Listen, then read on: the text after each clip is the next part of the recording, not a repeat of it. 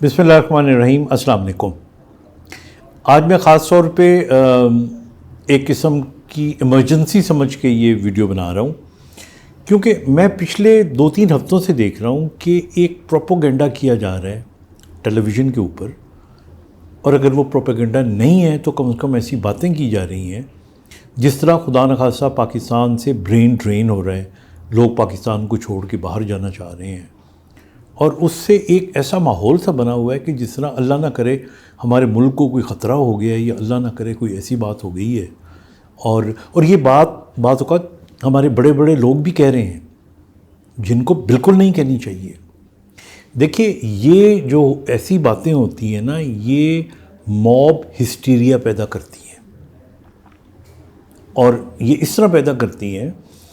मुझे याद है कि मैं नाम नहीं लूँगा, एक बैंक था और उस बैंक के अंदर लोगों के बहुत सारे पैसे थे जमा हुए। उस बैंक वाले का एक दुश्मन पैदा हो गया और उसने कोई और तरीका तो निकाला नहीं उसे दुश्मनी करने का। उसने एक इश्तिहार दे दिया अखबार में कि ये बैंक करप्ट होने वाला है, आप सब अपने अपने पैसे निकलवा लें वरना आपके पैसे डूब जाएंगे। तो अब लोगों का एक जुम्मे गफ़ीर, जिसने पढ़ा उसने सच समझा, नहीं समझा उसने अपने दोस्त को फ़ोन किया, ओए अगर तेरे पैसे दे निकालो, ये जा रहा है।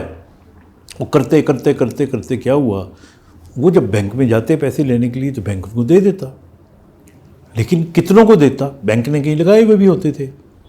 और नतीजा ये निकला कि करते करते करते एक स्टेज आ गया कि वो बैंक ने कहा हम 10 दिन बाद दे देंगे, हम अपना ये चीज़ बेचेंगे तो आपको दे देंगे। उनका देखा हमने कहा था।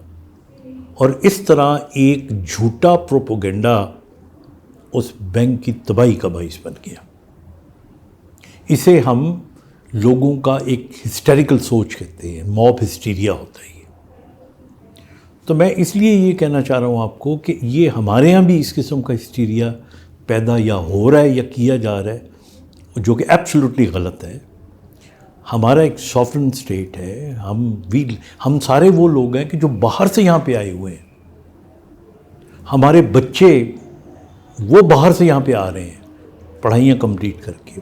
वी लव दिस कंट्री, और ये बिल्कुल गलत बात है। कोई भी नहीं जा रहा पाकिस्तान से अपने मुल्क से खूबसूरत जगह कुछ है ही नहीं।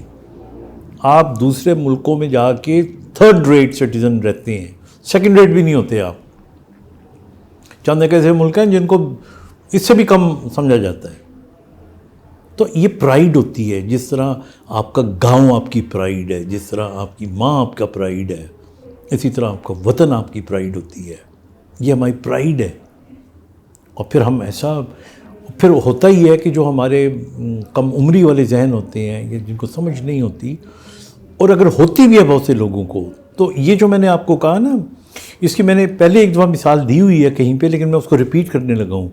ये मिसाल वही है कि जिस तरह सड़क के ऊपर आप जा रहे होते हैं ना, और आगे आपको लगे कि ट्रैफिक ब्लॉक हो गई है, तो 6-7 गाड़ियाँ ना फ़ौरन मुड़ती हैं, और आप सोचे समझे बगैर कि पता नहीं आगे ट्रैफिक ठीक होगी या नहीं होगी, आप भी गाड़ियाँ मोड़ के और डग वहाँ से निकल के जाने की कोशिश करते हैं। हालांकि बाद में पता लगता है कि आगे तो कुछ भी नहीं था, वैसे वक्ती रुकावट थी।